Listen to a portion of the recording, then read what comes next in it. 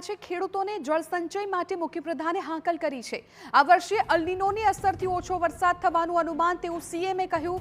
સરકારે તળાવ અને ડેમમાં પાણી ભરવાનું શરૂ કર્યું છે। આ નિવેદન પણ સીએમ તરફથી સામે આવ્યું।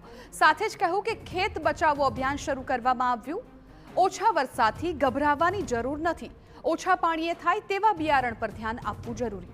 સરકાર તરીકે અમે આગોતરું આયોજન કર્યું છે।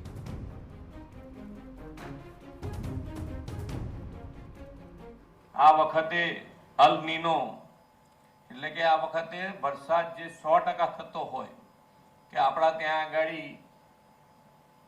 70% વરસાદ થતો હોય તો આ વખતે 10-20% એનાથી ઓછો થાય એવી પરિસ્થિતિ સર્જાઈ શકે એવું અનુમાન છે। આપણે અત્યારથી એના માટે ગભરાવાની વાત ના હોય, પણ આપણે અત્યારથી માનસિકતા આપણી બનાવી દેવી પડે કે ભાઈ વરસાદ ઓછો પડે તો આપણે કયા કયા પગલાં લેવા જોઈએ, કયો બીજ વાવવું જોઈએ જેથી કરીને પાણીની ઓછી જરૂરિયાત પડે।